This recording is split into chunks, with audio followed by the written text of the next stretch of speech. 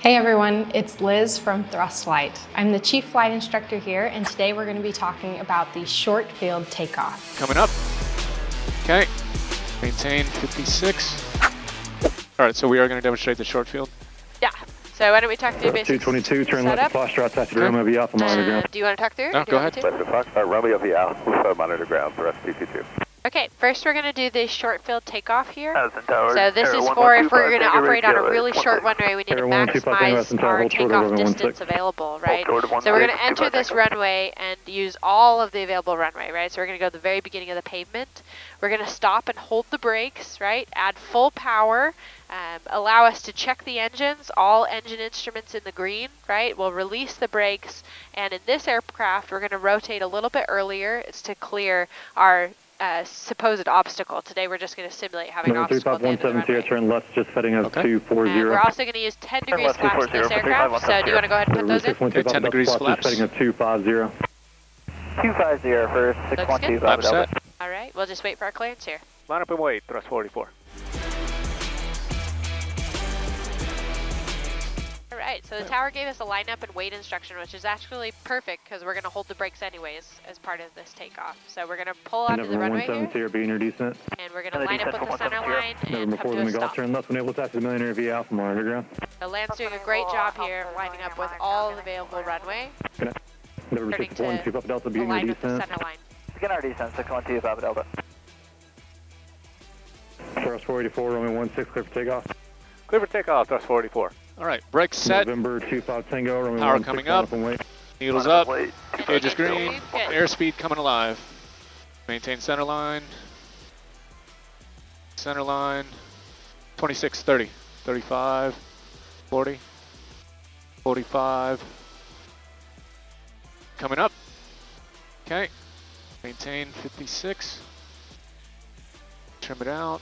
Right rudder. Addison Tower, Skyhawk, 51780 is holding short of runway 16 at Alpha, ready to go. So now we've cleared our imaginary obstacle. We simulated they're 50 feet tall. So now we can climb at a VY speed. So we're just going to gradually lower the nose over a little bit, not to level off, but to accelerate, right? Coming up on 70, 71, 72, 73, 74. Good. And here we're well above the ground, over 200 feet. So let's go ahead and raise the flaps to 0, which will help us accelerate with this airspeed. You'll have to make a slight pitch adjustment because we just changed the aircraft's configuration, right? Right. Good. I love that you're using trim to help hold that airspeed. That's the key to flying with a pro. numbers for 170. Trim is life. 1780, Romeo 16, All right, 1,000 feet above, climb, left turn, 090. Takeoff 5170. Number 35170, Romeo 16, Nice. clear to That land. was really good. Clear to land, I don't mean to keep treating you like a student, but you did a great job. It's okay, treat me like a student. We're supposed to be doing stuff, all right? Well, you can treat me like a student too. All And right. traffic inside 612, Papa Delta. All right, so we are going to demonstrate the short field. Yeah. So why don't we talk through basic 222, turn left to setup? posture outside to Romeo V Alpha, monitor ground. Do you want to talk through? No, Do you go want ahead. me to? Left to Foxtrot, Romeo V Alpha, monitor ground, thrust P22. Okay, first we're going to do the short field takeoff here. Addison Tower, So this is for if we're going to operate on a really short runway, we need to maximize our takeoff distance available, right? So we're going to enter this runway and use all of the available runway, right? So we're going to go to the very beginning of the pavement. We're going to stop and hold the brakes, right? Add full power. Allow us to check the engines, all engine instruments in the green, right? We'll release the brakes, and in this aircraft, we're going to rotate a little bit earlier and climb at 56 knots to clear our supposed obstacle. Today, we're just going to simulate having an obstacle at the end of the runway. turn left, just heading up 240. We're also going to use 10 degrees flaps in this aircraft, so do you want to go ahead and put those in? Okay, 10 degrees flaps. Heading up 250. 250 for 612, Flap Papa Delta. set. All right, we'll just wait for our clearance here. Line up and wait, thrust 44.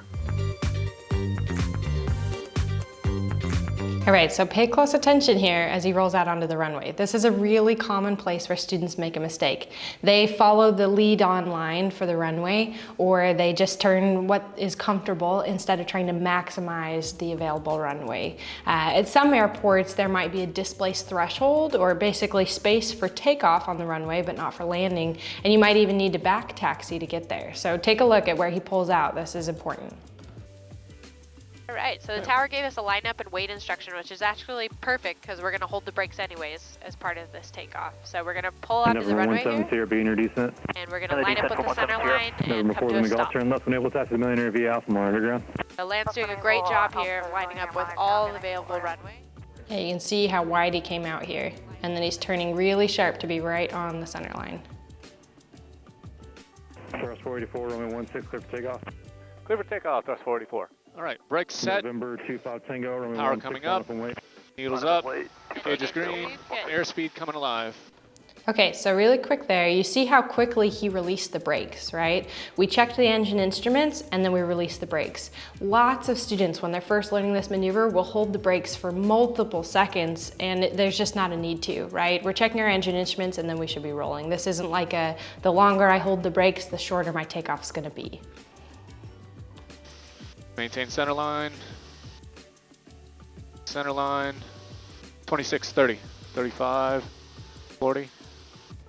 So right here in the takeoff run, it's important that we're still holding the center line.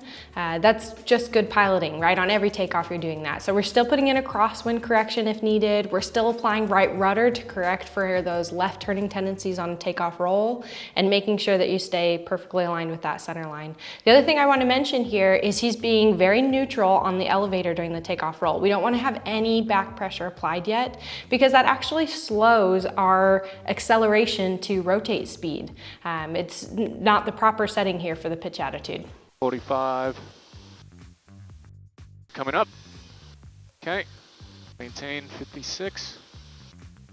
Okay, so take a look at how steep this pitch attitude here is in the video. I'm going to show you with my model aircraft here, right? So as I'm rolling down the runway, and remember we said we didn't want to have any back pressure yet, right? I don't want to be in this nose high attitude even on the ground because that slows my acceleration.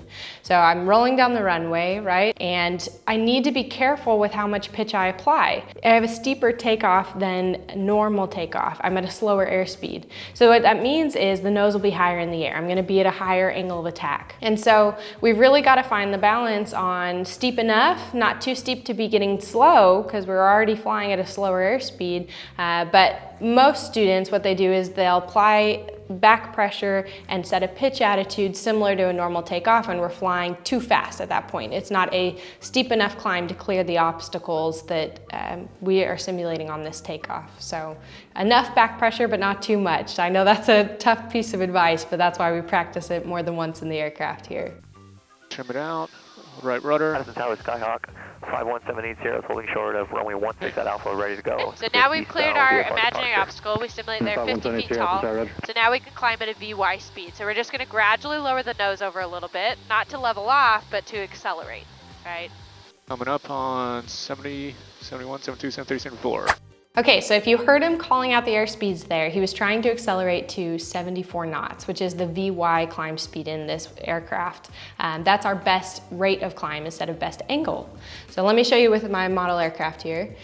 So we're climbing at that really steep pitch attitude to get our VX climb speed, right? And then he's lowering the nose to accelerate to VY. And that's where I see another really common student error, that they don't make a pitch change to get the speed to accelerate, and so we're still climbing at too slow of an airspeed. It's important that we stay within our ACS standards on this. So on that note, what are the standards for this maneuver with airspeed? Whether you're a private pilot or commercial pilot, they're gonna hold you to a specific airspeed and you get a small margin of error around that. So for the private pilot, it's gonna be VX for that initial portion of your climb, plus 10 minus 5. So basically I can be 10 knots faster, 5 knots slower, or somewhere in that range. But anything outside of that, I'm outside of standards. Then once we cross that 50-foot obstacle, we accelerate to VY, right? I'm showing lowering the nose a little bit and accelerating.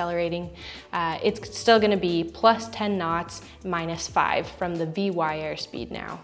So if I'm a commercial pilot, I also have to perform this maneuver, right?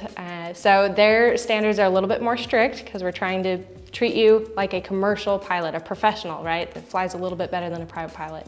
So your standards are VX, right, for this first portion or the designated climb speed in your aircraft, plus 5 minus 5. So a little bit tighter there. And then once we cross that 50-foot obstacle and we're climbing at VY, accelerating to it, right?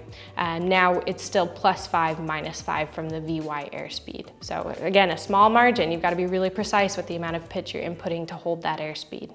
Well above the ground, over 200 feet, so let's go and raise the flaps to 0, which will help us accelerate with this airspeed. You'll have to make a slight pitch adjustment because we just changed the aircraft's configuration, right? Right. Good, I love that you're using trim to help hold that airspeed. That's the key to flying I like a got your pro. numbers for 170. trim is life. 5170, runway 16 All right, 1,000 feet above, climb left turn, 090. Takeoff 5170. November 35170, runway 16 Nice. clear to That land. was really good. Clear to land, I don't mean to keep treating you like a student, but you did a great job. It's okay, treat me like a student. We're supposed to be doing that, right? Well, you can treat me like a student too. All And right. traffic inside 612 Papa Delta. 2 Papa Delta, follow Cool. that. All right, guys, that wraps up today's video on the short field takeoff. So if you've got questions, leave us a comment and make sure to subscribe and ring the bell so you don't miss out on future videos. We'll see you on the next one.